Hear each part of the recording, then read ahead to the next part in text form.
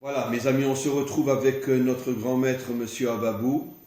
Et aujourd'hui, on va peut-être faire on va commencer par une interruption dans nos séries de cours, parce que évidemment, il y a de plus en plus de personnes partout dans le monde, juifs et Bnei Adam, qui se posent la question sur ce qui s'est passé à Méron.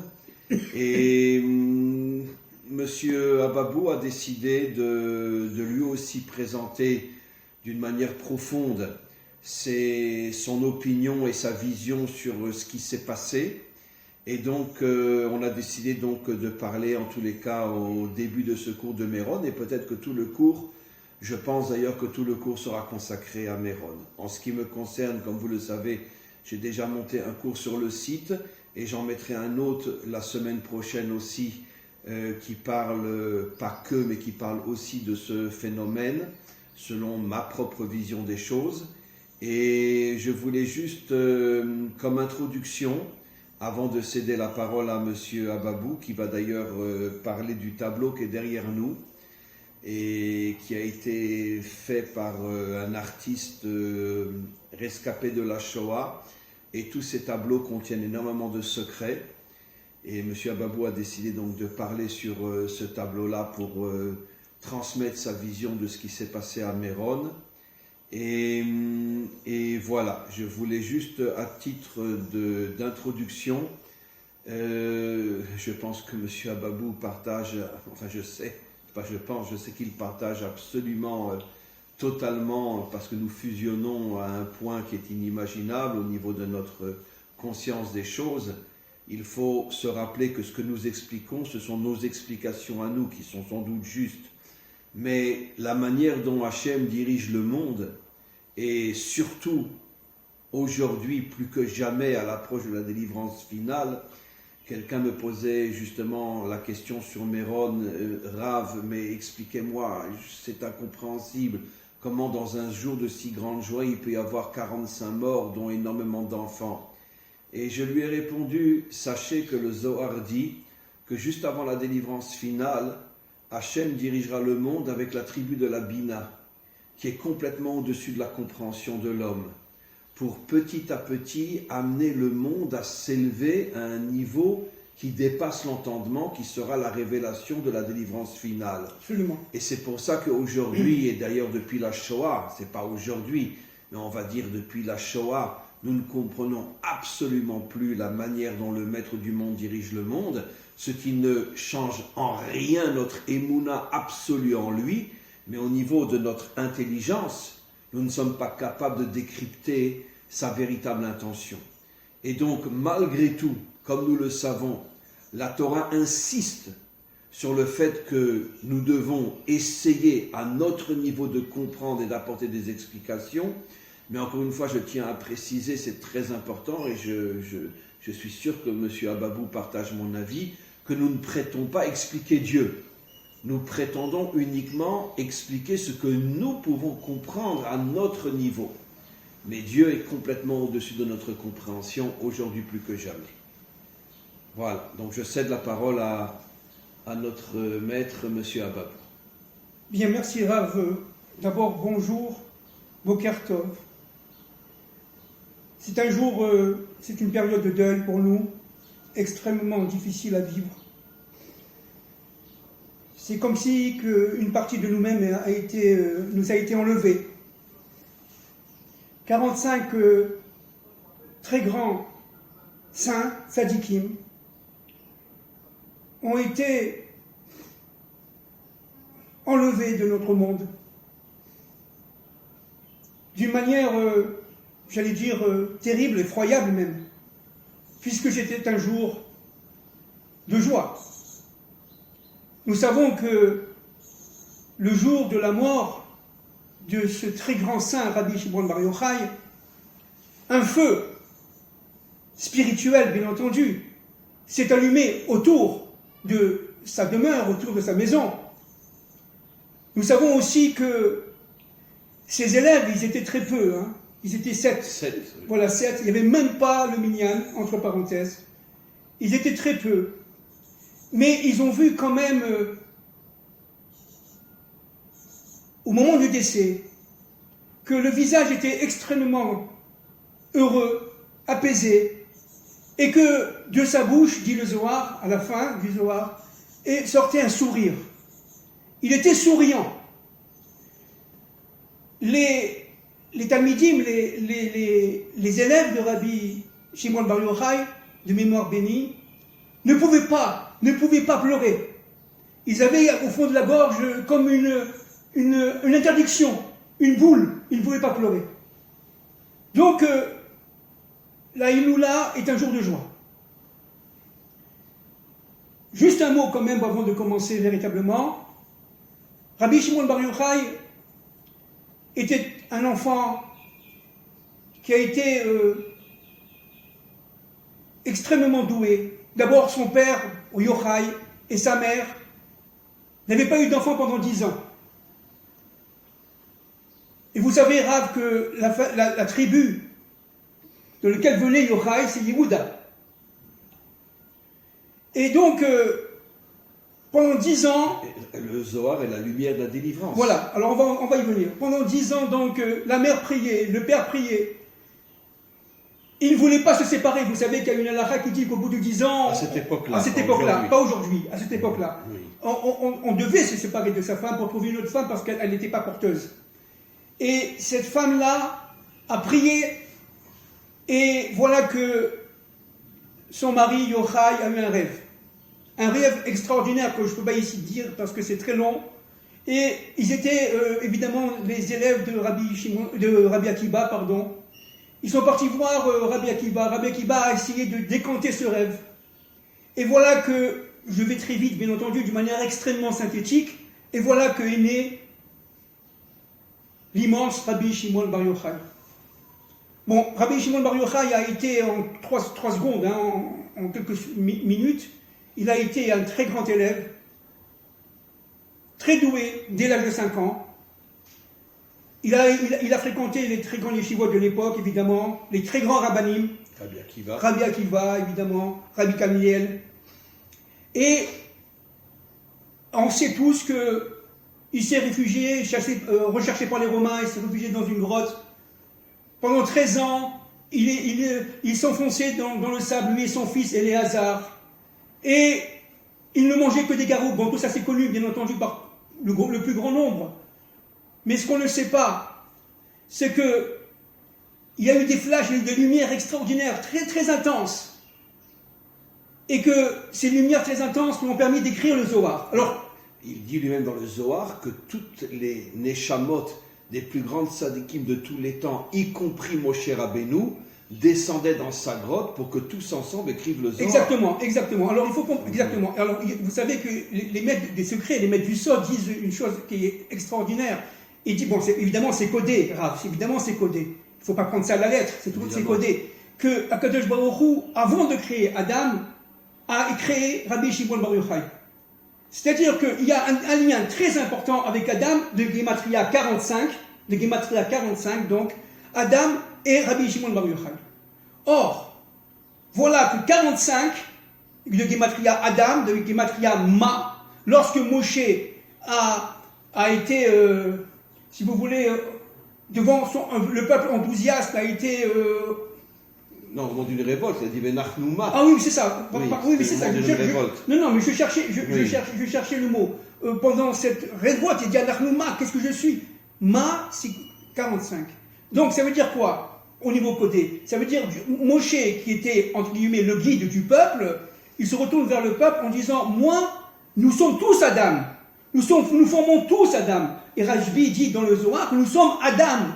Donc, maintenant, Moshe Anachnouma, évidemment, 45, c'est aussi la gématria de Géoula.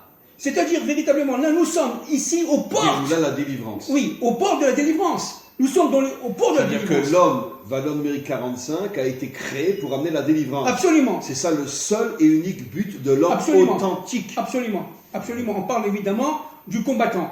Et c'est le premier qui l'aura réalisé, c'est Rabbi Shimon Bar Yochai, voilà. qui fait descendre dans ce monde la lumière de la délivrance finale. Exactement. Alors, Rabbi Shimon Bar Yochai, qui est un combattant pur et dur, si vous voulez, contre les Romains, un combattant pur et dur avec son fils Éléazar, il faut comprendre une chose, a reçu le Zohar. Alors, en un mot, évidemment, d'une manière extrêmement synthétique. Le Zohar, qu'est-ce que c'est? C'est le sod, les secrets des secondes tables de la loi qui vont faire le lien avec les premières. C'est-à-dire que sans le Zohar, on ne peut pas pénétrer les premières tables de la loi. J'ai d'ailleurs même expliqué dans un cours que le Zohar, c'est en vérité la lumière des premières tables qui est cachée à l'intérieur des bien sûr, j'ai pas fini, mais exactement. Voilà. Rav m'avait tout à fait pris ce que je voulais dire. Exactement. C'est-à-dire qu'en fin de compte, qu'est-ce que c'est que le Zohar? C'est la lumière des premières tables de la loi qui sont cachées. Parce que comme j'ai dit l'autre fois, l'arbre de vie et l'arbre de la connaissance étaient, en fin de compte, ont toujours été reliés l'un à l'autre. Il a fallu, donc, si vous voulez, séparer par la faute, entre guillemets, d'Adam Arishon, l'arbre de vie, l'arbre de la connaissance du bien et du mal et l'arbre de vie, de manière à, tout simplement, dynamiser l'histoire. La dynamique de l'histoire vient de cette séparation des arbres. Mais il n'empêche qu'au niveau secret, au niveau caché, les deux arbres sont bien entendu complètement liés et reliés complètement. Ça correspond aux deux sphirot Tiferet et Malchut. Exactement. Il est dit sur Yaakov, Ish Tam, voilà. Tiferet, Malchut. Voilà, bravo. Yaakov a réussi à réunir à nouveau ces deux sphirotes qui étaient séparées et qui causent tous les malheurs du monde. C'est ça. Yaakov, évidemment, avec Yosef, Yaakov étant Tiferet, Yosef étant Yesod, eh bien, c'est du Tiferet par le Yesod, ça veut dire l'union des contraires, qui va se déverser dans la Malchut, dans la royauté divine. Et ça, c'est quelque chose de fondamental. Maintenant, permettez-moi, Rav, d'expliquer un peu plus profondément à partir de ce tableau qui est un tableau absolument extraordinaire, pour ne pas dire fabuleux. Donnez-moi quelques minutes, je vais essayer de vous expliquer, vous, je sais que vous le savez, mais enfin, au plus grand nombre, ce qui se passe. Alors, regardez. C'était bien l'endroit. Alors, regardez, vous avez d'abord ici, vous voyez, un losange qui est en fin de compte un carré. Le carré représente les tiflines. Le carré représente le Saint des Saints. La forme carrée est fondamentale pour nous, hébreux, juifs devenant hébreux. C'est la Torah. La Torah est de forme carrée. C'était 6 sur 6 les tables. Exactement. Les tables étaient un carré, pas un rectangle. Exactement. Les tables étaient un carré. Et donc, ce qu'il faut comprendre d'une manière très importante, c'est que voilà, le Pardès. Le Pardès, qu'est-ce que c'est? C'est un espace spirituel où tout est intégré. Tout est intégré. J'allais dire aujourd'hui, le Chol comme le Kodesh. C'est-à-dire, véritablement, tout était intégré. Dieu était partout, vous voyez, du plus haut au plus bas. Il était partout. Et Adam Arishon, il se trouvait où? Adam Arishon se trouvait ici, au centre du Pardès. C'est-à-dire ici, véritablement. Et là, il recevait et il accomplissait dans ce monde. Il vivait dans ce monde-là, du bas, mais il était au juste milieu du Pardès, où il y avait l'arbre de vie, l'arbre de la connaissance du bien et du mal. Et qu'est-ce qui s'est passé? Il se passait que chaque fois qu'il recevait, en tant que mâle, en tant qu'homme, il réalisait en tant que femme. Et donc, à partir de ce moment-là, tout le Pardès était rempli de la splendeur d'Akadosh Baruch Hu. Akadosh Baruch Hu était très on reprend ce que vous dites, la dimension spirituelle est incarnée au niveau des codes bibliques par la dimension masculine. Absolument. Et la réalisation féminine. Exactement comme un enfant. Exactement. L'homme donne la graine, mais qui réalise la graine, c'est la femme. Exactement. Alors, qu'est-ce qui s'est passé? La faute, c'est quoi? C'est la séparation des deux arbres, mais c'est aussi ici un trait qui va se dessiner là, et deux montagnes vont apparaître. Un mont Sinaï, d'accord, normal, droit, et un mont Sinaï inversé. Un mont Sinaï inversé, c'est-à-dire ici, il va y avoir une sorte d'obscurisation du temps et de l'espace. Plus on descend vers le bas, jusqu'au 49e degré d'impureté, au-delà du 49e degré d'impureté, c'est fini, il n'y a plus de possibilité de rappel, de revenir vers Dieu. C'est pour ça que Hachem nous a sortis, quand on allait rentrer dans le 50e niveau d'impureté, tout de suite il nous a sortis, parce que sinon on ne serait jamais sorti. Exactement. Alors, tout le travail, c'est de l'homme, depuis la faute d'Adam Arishon, c'est de rendre clair cette partie basse. C'est pour ça que lorsque les Bnei Israël ont reçu la Torah, Dieu a dit, attention, si vous ne recevez pas la Torah, je renvoie sa montagne sur vous. Qu'est-ce que ça veut dire? Ça veut dire, en fin de compte, je ferme la possibilité, tout simplement, de reconstituer les Spardès. Et ça, c'est très très important. Qu'est-ce qui s'est passé en fin de compte? Il s'est passé que la séparation entre le haut et le bas a créé, si vous voulez, ici un vide. Alors vous comprenez maintenant qu'est-ce que c'est que la mort. La mort c'est quoi? C'est le passage de ce monde-là à ce monde-là. D'accord? Mais ce monde-là et ce monde-là sont en fait complètement intégrés. Ce sont des voiles. Qu'est-ce qui s'est passé? Il s'est passé qu'en Égypte, le peuple est descendu jusqu'ici, jusqu'au 49e degré. Mais bien entendu, Dieu est partout. Il est aussi, évidemment, dans le bas du Pardès. Bien entendu, il est partout. Mais en descendant du 49e degré, on rentre dans l'obscurité d'Égypte. C'est-à-dire dans l'obscurité qui est malheureusement notre monde, où la matière et l'idolâtrie, toute forme d'idolâtrie, sont tout simplement omniprésents. Et à partir de ce moment-là, n'est-ce pas, Moshe arrive, fait remonter le peuple jusqu'à le haut, cette pyramide du bas, jusqu'au ce trait-là, de manière à recevoir Matan Torah. C'est bientôt, on est à quelques jours de Matan Torah, de Shavuot, du don de la Torah. Donc le peuple s'est retrouvé ici. Le peuple s'est retrouvé ici, exactement où était, entre parenthèses, Adam Arishon.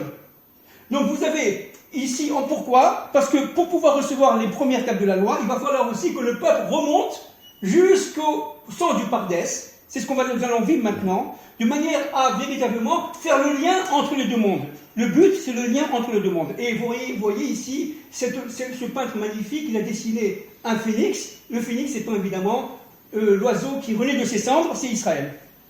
Et Israël, regardez, il est exactement, entre parenthèses, au centre du Pardès, avec un bûcher, la Shoah, avec tout ce que vous voulez, malheureusement, ce qui s'est passé en Espagne il y a 500 ans, etc.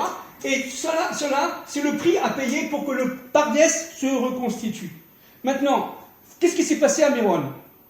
Il se paraît, à Méron, nous sommes au 33e degré du Homer. Vous avez ici 50 niveaux pour arriver en haut. En bas, vous avez 50 niveaux pour arriver en bas. Alors, les 33 niveaux d'en haut sont reliés aux 33 niveaux d'en bas. D'accord? C'est-à-dire que nous, on doit faire nous sommes un pont. On doit faire le lien, grâce au Rachamim, grâce à la prière, grâce à la présence en Eretz Israël, etc., grâce à la Torah, et notamment la Torah de la délivrance, on doit faire le lien entre ce monde du bas et ce monde du haut. Mais pour faire le lien entre ce monde du bas et ce monde du haut, il faut être complètement attaché, à la Torah d'Israël.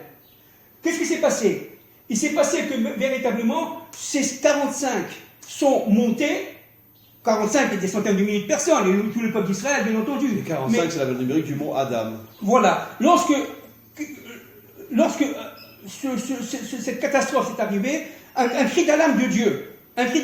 Dieu, si vous voulez, nous a réveillés. Un réveil absolument terrible. Pourquoi? Parce qu'il nous dit la chose suivante. Attention, vous ne pouvez pas monter là et continuer à descendre en bas. Attention, mon peuple. Si vous continuez à descendre en bas, vous faites de ça une religion, c'est-à-dire une religiosité. Vous devenez tout simplement des enfants. Moi, j'ai besoin d'un peuple adulte. J'ai besoin d'un peuple qui va avec moi sous mes ordres. Vous devez faire le lien entre en bas et en haut. Mais pour faire le lien entre en bas et en haut, il y a une condition fondamentale. C'est que vous écoutez parce que vous êtes venu Adam. Vous écoutez ma parole. Et c'est quoi la parole?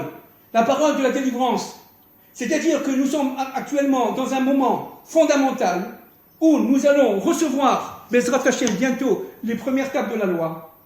Et que ces premières... La Torah, la délivrance, c'est le retour des premières tables que nous n'avons jamais reçues. Exactement. Qui s'appelle la Torah de Tzion. Exactement. Et vous savez que le Tzion, c'est un des noms secrets du Kodesh HaKodashim. Et c'est aussi la Gematria de Yosef. Et c'est aussi la Gematria de Yosef. Et tout le travail, puisqu'on parle de Yosef Hatzadik, tout le travail de Yosef, c'est de maintenir dans le monde du bas de l'Égypte, il était vice-roi d'Égypte, n'est-ce pas, le lien entre Dieu et le monde, et son monde. Et ça, c'est Yosef. Yosef, c'est le fidèle des fidèles. Yosef, c'est le tzaddik des tzaddiks. Il est toujours dans la Torah, vers Hachem Imo, Hachem est avec Exactement. lui, Hachem est avec lui. Exactement. Il est dans le pays le plus corrompu, le plus idolâtre, le plus débauché de la terre, l'Égypte de l'époque. Et malgré tout, il arrive à se connecter à Hachem. Exactement.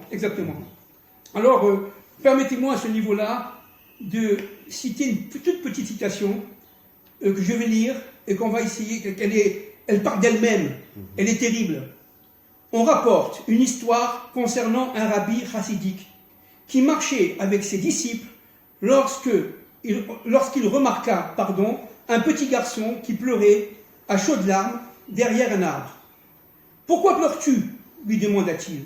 « Je me suis caché, répond l'enfant, et personne ne me cherche. » Les mots de cet enfant firent l'effet d'une lame tranchante dans le cœur du rabbi. « Malheur à nous, dit le rabbi à ses disciples. Dieu attend que nous le trouvions, mais nous ne nous donnons même pas la peine de le chercher. Malheur à nous. C'est une histoire, bien sûr, c'est une histoire chassidique qui veut dire tout. Akadosh Baruch Hu dit, attention, et là, je suis là.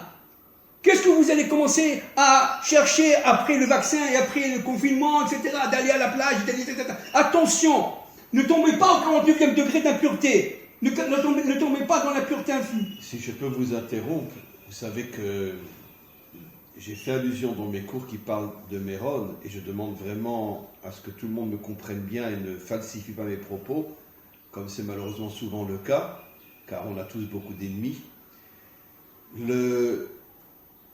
Où se trouve la Shrina aujourd'hui? Vous le savez, le Zohar dit « Lo zaza ashrina, me'olam lo zaza ashrina mikotel ha'ma'aravi » un texte explicite dans le Zohar. Et j'ai fait une allusion, et qui correspond, alors là je ne connaissais pas cette histoire, mais alors vous m'avez donné un choc inimaginable. C'est incroyable, comme nos âmes fusionnent. Je dis une chose il y a quelques jours, et vous me ramenez un texte qui confirme tout ce que j'ai expliqué. J'ai expliqué, encore une fois, il faut prendre ce que je dis avec des pincettes, mais comment se fait-il que le rassemblement de juifs est toujours des milliers de fois plus important sur la tombe des justes qu'au Kotel HaMa'aravi? Où est la Shrina? Ça veut dire, au Kotel HaMa'aravi, on arrive pendant les slichot, ou pendant, allez, on a 20 000, 30 000, 40 000. Maximum. Voilà. À Ouman, en Ukraine, 500 000. Chez Rabbi Shimon Bar Yochai, au cours d'une journée, 1,5 million, s'il n'y avait pas eu ce qui s'est passé là. Pourquoi on va toujours célébrer l'importance des tzadikim, aussi grand soit-il, et pourquoi ne va-t-on pas rechercher Hachem et le dévoiler au Kotel HaMa'aravi? C'est exactement ce que dit ce texte-là. Ça veut dire Hachem nous dit d'une certaine manière, mais d'accord, les tzadikim sont des gens immenses. Et vous et moi, on étudie le Zohar tous les jours. Et si on me prenait le Zohar, j'exagère, mais presque je me suiciderais. Je ne pourrais pas vivre sans le Zohar. Mais je ne vais pas donner plus d'importance à Rabbi Shimon Bar Yochai qu'à Hachem lui-même. Donc le lieu où des millions devraient se réunir, c'est le Kotel, et pas la tombe de Rashbi. Et c'est exactement ce que dit cette histoire. Dieu dit, je me cache, mais personne ne me cherche. Et après, vous allez vous étonner du fait que le temple n'est toujours pas reconstruit. C'est ça, exactement. Alors, bien entendu, ce sont des tzadikim qui sont partis. Bien entendu, ce sont des géants. Et il y a même des commentateurs dont j'ai entendu des cours. Mais quand Hachem nous envoie un message, justement, il prend les tzadikim. Mais bien sûr. Il ne prend pas les méchants. Exactement. Il prend les tzadikim pour nous faire comprendre. Exactement. Justement, que regardez, vous n'êtes pas dans le droit chemin. Exactement. Vous donnez trop d'importance aux tzadikim par rapport à Exactement. moi. Où je suis, moi, là-dedans. Mais où je suis, c'est comme si, cette métaphore, vous l'aimez beaucoup, parce que je l'entends très souvent dans vos cours, vous remerciez le marteau et non pas le menuisier. Mais enfin, c'est pas possible. On marche, j'allais dire, le monde à l'envers. Parce qu'on est dans la montagne à l'envers. Et surtout, ce qui est très dangereux, je ne parle pas, bien entendu, de ces tzadikim qui sont partis, c'était de très grands saints. Puisqu'ils sont en train d'étudier maintenant avec Hachem et Rabbi Shimon Bar Yochai la Torah. Mais c'est évident. Ce sont des porteurs de Torah de la délivrance. C'est évident. Mais, ils sont quand même porteurs d'un message. Et ce message, c'est quoi? Ça suffit, les gars. Réveillez-vous. Ça suffit de penser à la politique, etc., à tout ce qui se passe au niveau économique et social. Parce que tout cela, d'abord, ça vient de moi. Et deuxièmement, vous m'oubliez. Mais où je suis là-dedans? Vous croyez qui c'est qui met Netanyahou au pouvoir? C'est moi. Et donc, il ne l'est plus. Bon, bien sûr, mais peu importe. C'est-à-dire que quoi? Qui c'est qui te donne la parnassa? C'est pas parce que tu es un homme d'affaires, c'est moi. C'est moi qui t'envoie ta femme, c'est moi qui t'envoie ton mari, c'est moi qui t'envoie tout, les enfants, etc. Dis-moi merci. La première des choses, c'est de me dire merci. Comme nos maîtres disent, la bracha se trouve dans la maison par le mérite de la femme. Bien sûr. Ça veut dire qu'elle envoie des énergies cachées. Exact. Que l'homme ne peut pas reconnaître. C'est moi qui travaille, c'est moi qui ramène l'argent. Je parle plus dans notre génération, les femmes travaillent aussi, mais pendant des millénaires. Et quel est l'homme qui va reconnaître que toute sa réussite, c'est grâce à sa femme? Bien sûr. Et la femme n'est que le modèle sur terre Absolument. de ce que Dieu fait avec le monde. Absolument. Voilà. La femme est le modèle sur terre. D'ailleurs, entre parenthèses, si je peux me permettre, je n'ai pas continué du tout à le dire là, c'est que la femme du Mashiach, on ne le connaît pas le Mashiach, bien entendu, mais la femme du Mashiach, elle va passer de l'autre côté, si vous voulez, et elle va ouvrir les canaux de manière à reconstituer le pardès. Et c'est la femme qui va le faire. C'est parce que le Mashiach est féminin, Rav. Je dis toujours qu'en vérité, qu'on arrête de dire Mashiach, Mashiach, Mashiach. Bien sûr. En vérité, le Mashiach n'est que l'instrument entre les mains de sa femme. Absolument. Absolument. Absolument. Le vrai Mashiach, c'est l'épouse, qui est le Gilgul de Chava, exact. Qui va faire le tikkun de ce qu'elle a fait. Exactement. Qu'est-ce qu'elle a fait à Bereshit. Voilà. C'est exactement ça. Donc, le vrai Mashiach, c'est une femme, c'est pas un homme. Bien sûr. C'est un couple. C'est Adam et la femme ensemble. Oui, mais l'énergie cachée et essentielle, c'est la vient femme. de l'épouse. Vient de l'épouse. Lui, au niveau de la vitrine, ça sera lui qui sera sur le terrain, pas sa femme. Absolument. Mais lui aura l'honnêteté de dire, arrêtez de me vénérer. C'est pas moi, c'est mon épouse. C'est mon épouse. Donc c'est ça qui est en jeu, si vous voulez. Ce qui est en jeu, là, c'est la malchoute. Elle est où la malchoute? Elle est partout, bien entendu. Dieu rayonne, mais elle est ici. Elle est dans l'endroit le plus bas, le plus obscur, parce qu'elle reçoit d'en haut toutes les forces qu'il faut. Elle est complètement tombée. Elle est au plus bas possible. Elle est presque au 49e degré d'impureté. Et c'est pour ça que je dis attention. Vous êtes arrivés, les gars, au 33e degré d'impureté. Attention, dit Dieu. Si ça continue, eh ben, il pourra arriver des catastrophes terribles. Et c'est ça. C'est un cri d'amour. C'est un cri d'amour. Akadosh Baruch Hu, il aime son peuple. Akadosh Baruch Hu aime l'humanité. Akadosh Baruch Hu ne pense qu'à nous. Akadosh Baruch Hu, il crée les ibouim, les couples toute la journée. Akadosh Baruch Hu, il est avec nous, avec nos femmes, qui sont des femmes évidemment vertueuses, bien entendu. Et guerrière, selon la véritable expression. Voilà, exactement. Et chez Traïl, malheureusement, tous les commentaires, même juifs, traduisent par un mensonge total la femme vertueuse. Exactement. Le verset dit la femme guerrière. Exactement. Une épouse authentique est une femme guerrière. Elle va se battre contre les forces du mal qui sont en elle. Et elle va réussir à détruire carrément, à faire transmuter le serpent. Vous voyez, le serpent va transmuter grâce à cette femme. Et ça, c'est la femme initiale, c'est la femme primordiale, c'est la femme du Mashiach ben David. Et c'est Chava qui revient avec Adam. C'est pour ça que Dieu nous dit la chose suivante. Attention, les 45. Adam est en train de se former en Eretz Israël. Mais vous êtes en train de tomber au 33e niveau du bas. Mettez-les-vous au 33e niveau. Vous savez, cher ami, que dans le mot Echad, qui est le mot de la délivrance, Dieu sera un. Bien sûr. Echad, Adam, Chava. Bien sûr. Adam, Chava. C'est-à-dire, ils reviennent pour reconstituer l'unité du monde. Parce qu'eux-mêmes se sont séparés après la faute. Bien sûr. Et le Dalet, Dvekut. Bien sûr. C'est-à-dire, ils vont s'unir. Adam, Chava, Dvekut. Ils vont s'unir et plus jamais se séparer. Et leur unité va être fondatrice de l'unité du monde. Exactement. Voilà. Exactement. Maintenant, juste, je veux pas faire peur, mais comment Dieu agit dans l'histoire? Il nous envoie des codes.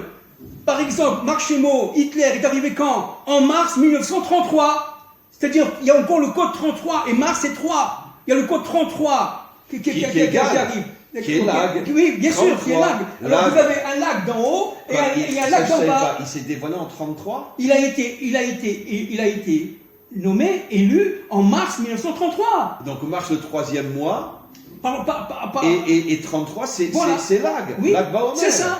Mais c'est lag Baomer d'en bas. Donc Dieu nous dit attention, vous êtes ici en train de tomber dans un monde de pré-Shoah. Attention. D'ailleurs, le mot lag à l'envers veut dire gal, qui veut dire une vague. Exact. Une vague dans le sens qui peut tout détruire. Voilà. Comme le tsunami. Eh bien, exactement. Vous voyez, je n'avais pas vu ça. Bravo. Exactement. Comme un tsunami. Nous sommes à la veille de Chazé Shalom, que Dieu nous protège, le monde entier, que Dieu protège l'humanité tout entière, à la veille d'un tsunami. Parce que donc Dieu, à partir de ces 45 tzadikim de très haut niveau, n'est-ce pas, il nous lance une sonnerie d'alerte en disant « Daï, attention, vous tombez trop bas, là le peuple ». Vous savez que la Gemara dit explicitement, et là aussi... Excusez-moi, Rav, je suis... Non, au contraire, mais que Dieu vous bénisse. Mais la Gemara dit explicitement que lorsque Hachem prépare, malheureusement à nos yeux, une catastrophe dans le monde, il reprend les tzadikim. Exact.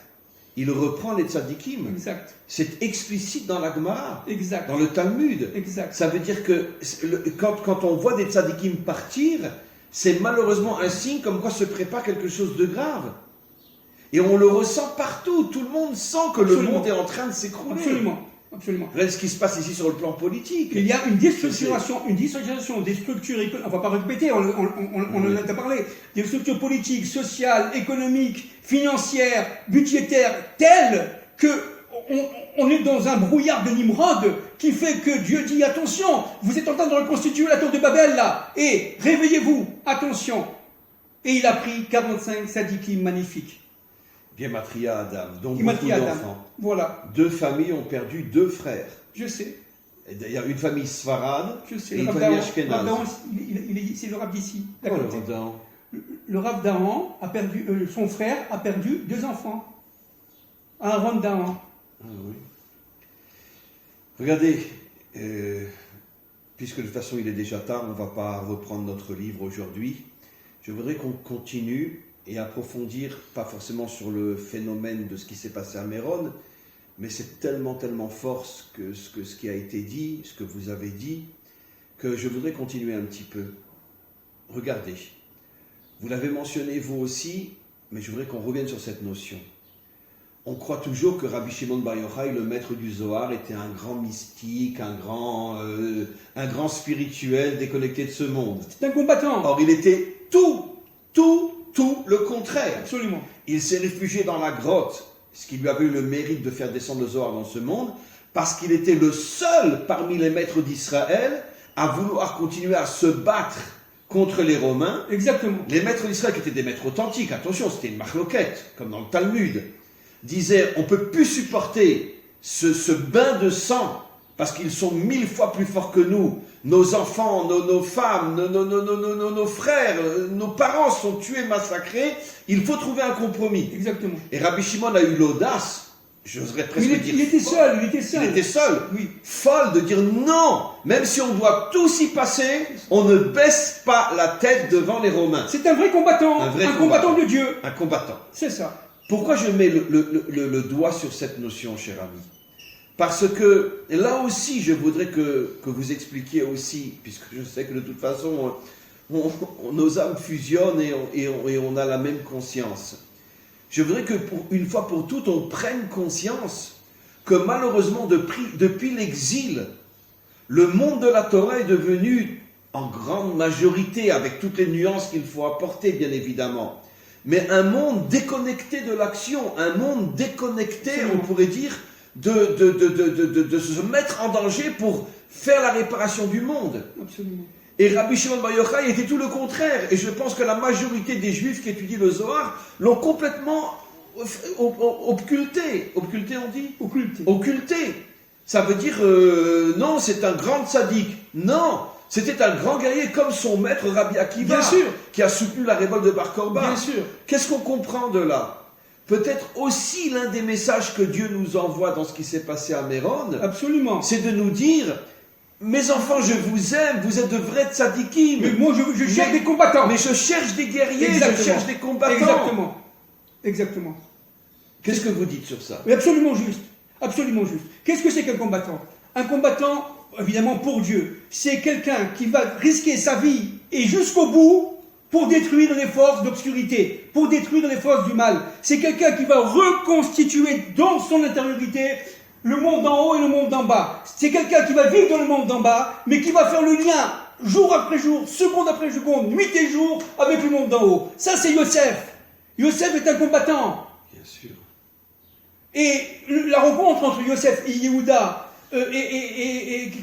qui s'est faite au temps biblique, mais qui va se refaire. Mais quand Yehuda a rencontré à nouveau Yosef, il a demandé pardon, il a fait Voilà, tchouva. exact. Mais ce n'est pas le Yosef que j'ai connu. Exact. Parce que le Yosef de 17 ans, C'est c'était ça. en vérité, excusez-moi, que Yosef me pardonne, mais je fais exprès d'exagérer. C'était un petit prétentieux qui dit tout le monde se prosterne devant moi.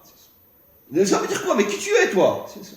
Mais quand Yehuda l'a revu après des décennies et qu'il a vu que c'était un tzaddik authentique, investi dans ce monde, il a Exact. dit alors maintenant je comprends Mais c'est pour et ça. je me prosterne devant Exactement, toi. exactement. Voilà. Non, c'est pour ça que, qu'est-ce qu'il a eu, de quoi a-t-il peur, Yehuda et les frères? C'est qu'en fin de compte, il y a eu une usurpation de fonction royale. Ils ont eu peur que Yosef se prenne pour le roi. Alors que Yehuda, c'est descendu de la dynastie royale. Donc il a eu très très peur qu'il y ait eu ce mélange, j'allais dire, ce monde de Nimrod, ce grand mélange, où véritablement de cela sort la catastrophe, et non pas la Géoula, et non pas la lumière divine. Ils ont eu très peur, les enfants. On dit, attends, mais pourquoi il se prend celui-là? Il était très beau. Parce qu'un tzaddik ne peut pas être mêleur. Voilà, exactement. Un mêleur peut être tzaddik. Exact. Mais le tzaddik ne peut pas être mêleur. Exactement.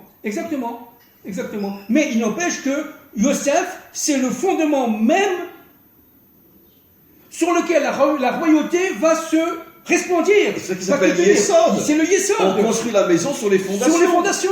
Lui est les fondations Voilà. de la royauté de David. Voilà. C'est pour ça qu'on dit que le Mashiach ben Yosef vient avant le Mashiach ben David. Exact. On construit d'abord les fondations et après la maison. Exactement. C'est ça qu'il faut comprendre. Ça veut dire que David doit comprendre qu'il ne tient que sur Yosef. Il ne tient que sur Yosef. Exactement. Et Yosef, il tient que sur Yaakov, son père. Et Jacob, évidemment, Yitzhak, Abraham, etc.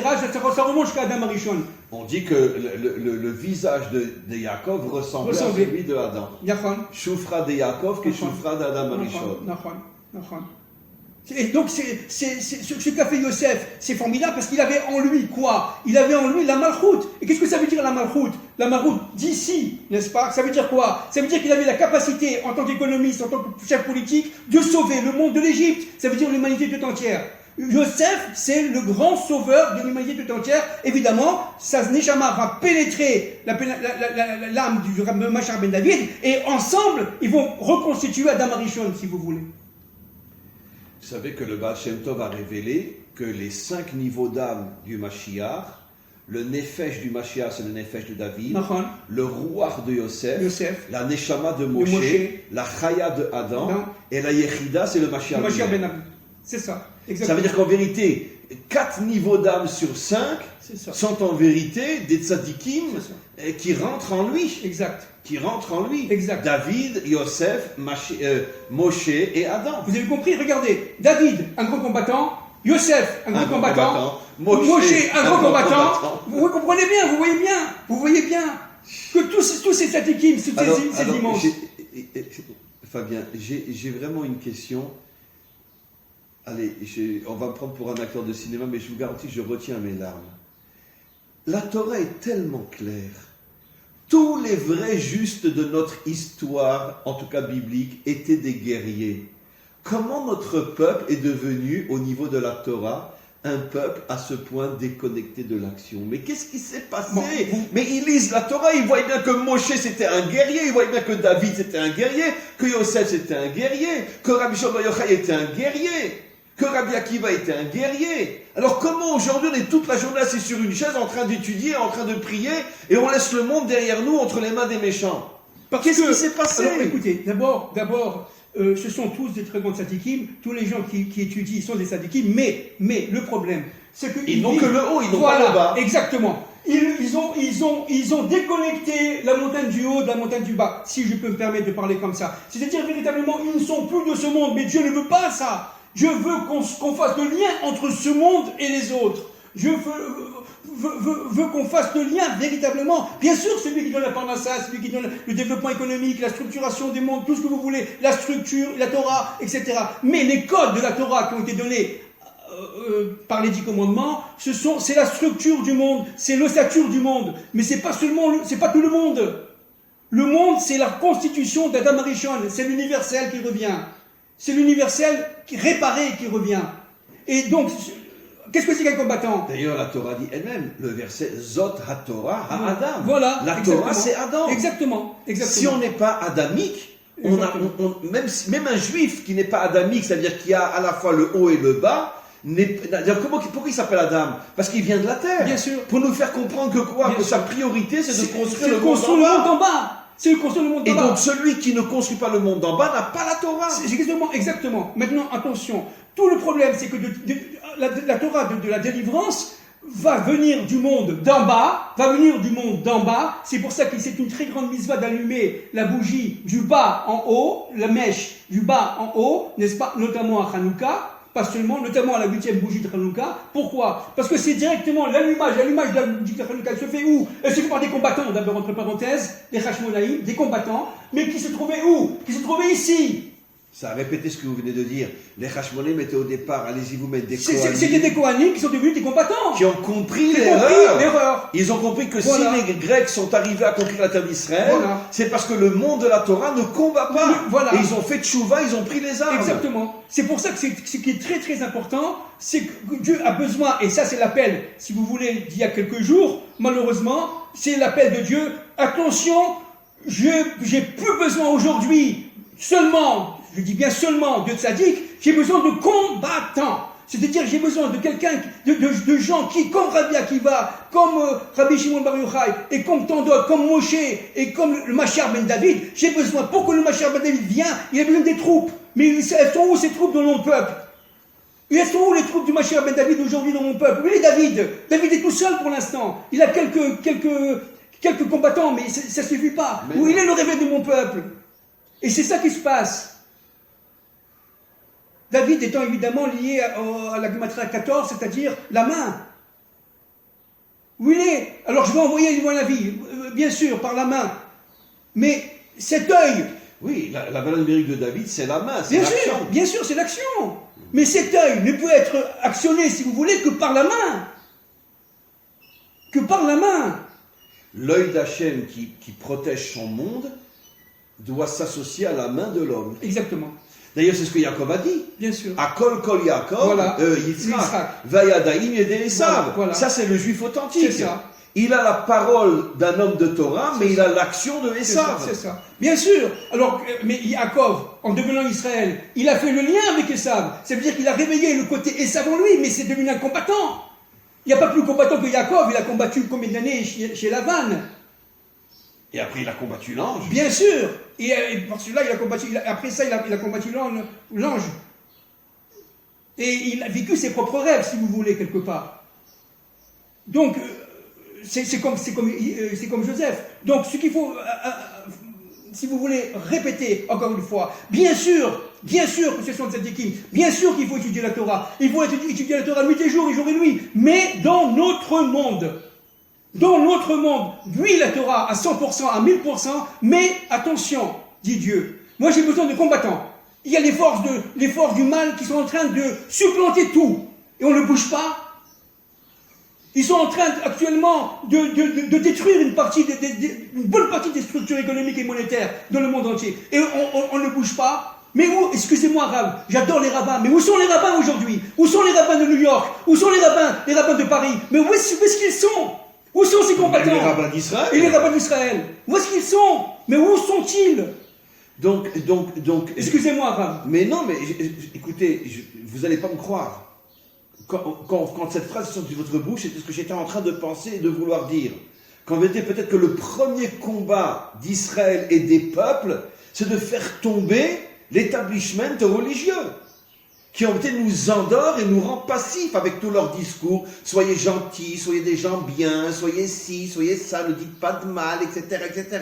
Bref, rentrez à l'église et à la synagogue et foutez-nous la paix. Non, mais ce sont quand même des tzadikim, Rav. Ce sont des tzadikim. L'établissement, non. Mais attendez. Les tzadikim ne sont pas dans l'établissement. Non, bien sûr. Les vrais tzadikim ne sont pas dans l'établissement. On est d'accord. L'établissement, c'est le clergé et la noblesse. On est d'accord. Datan ve'aviram. Oui, absolument. Dat, dans le mot Datan, il y a le mot Dat. Bien sûr, et dans Aviram, c'est mon père est fort. Mon père est fort. Voilà, non, ça j'ai souvent expliqué. C'est le remèze, l'allusion à l'union entre l'établissement religieux et politique, c'est Datan ve'aviram. Exactement.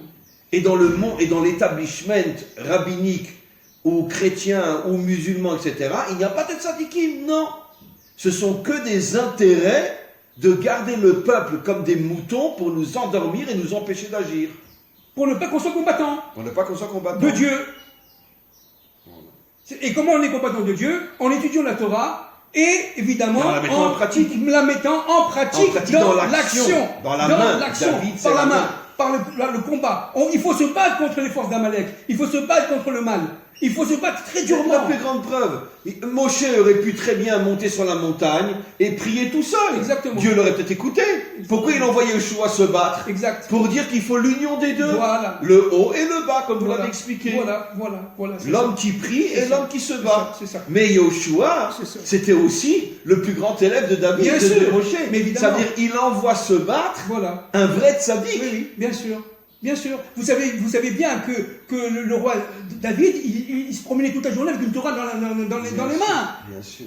Et il avait un parchemin qui l'entourait sur son bras. Bien sûr. Donc, c'est-à-dire que les vrais combattants sont des combattants d'abord dans la Torah, bien entendu, mais n'ont pas oublié que, attention, si on se déconnecte de ce monde, eh bien, on ne fait pas notre fonction.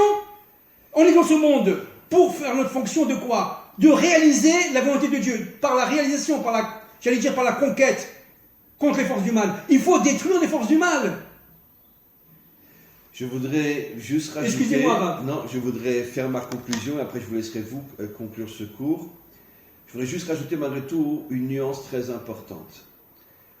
Nous, on a surtout parlé de l'ancienne génération du monde de la Torah. Mais comme vous le savez, j'ai été pendant des années enseignant de Torah à l'armée, dans les unités combattantes, Givati, parachutiste, commando, etc. Et je pense que vous le savez vous aussi, il y a de plus en plus au niveau de la nouvelle génération, bien sûr, de plus en plus de jeunes venant du monde de la Torah. Nos propres enfants. Voilà, et pas seulement, oui, moi aussi, moi j'avais bien un sûr. qui était dans une unité, je ne peux même pas mais dire, moi aussi. Bon, bref. Oui. Et je ne parle pas du monde dati, je parle du monde haridi, des orthodoxes. Bien sûr.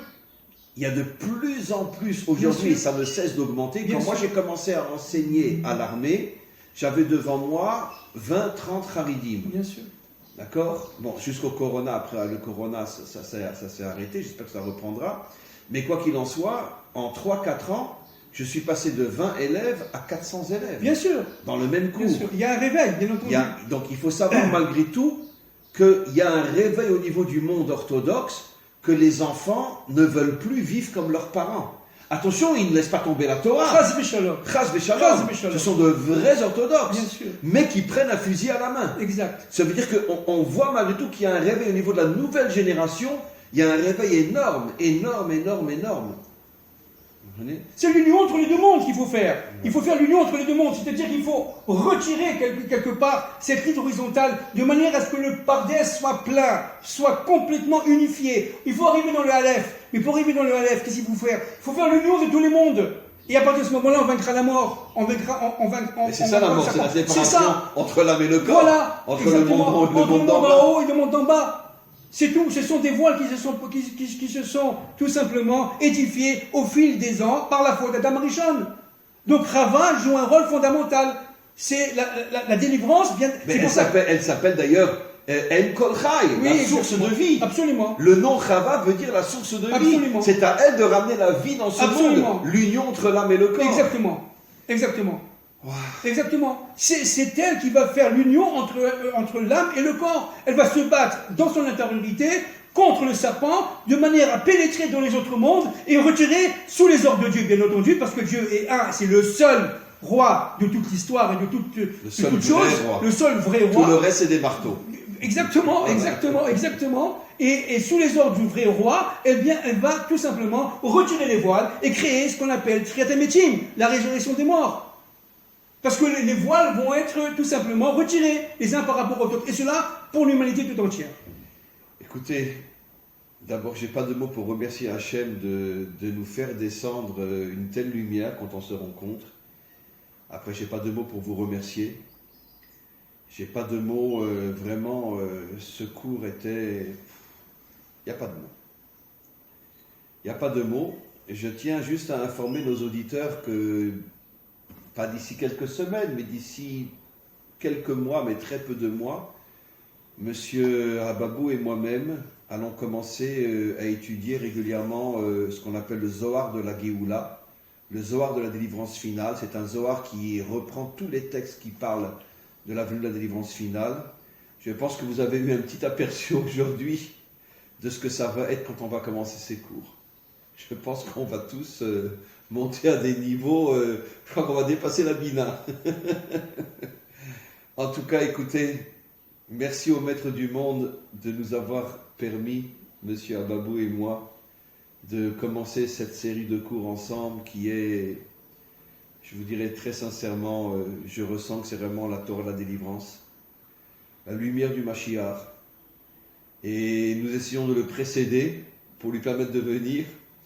On espère que quand il se dévoilera, il nous mettra à côté de lui en nous disant « Chaim et Fabien, c'est grâce à vous que je suis venu. » Je m'appelle Moshe en hébreu. Bon, alors je dirai plus Fabien. Alors maintenant, à partir d'aujourd'hui, c'est Moshe. Ah, donc un vrai guerrier comme Moshe. Extraordinaire. Donc, Moshe et Chaim, Bezrat Hashem, et je mets ce cours dès dimanche sur le site. Cette fois-ci, je le mets dès dimanche. Et Bezrat Hashem, encore une fois, merci au Maître du Monde, merci à vous, Moshe, et on continue plus que jamais. Amen, Vechen Yiratzon. Tout à fait.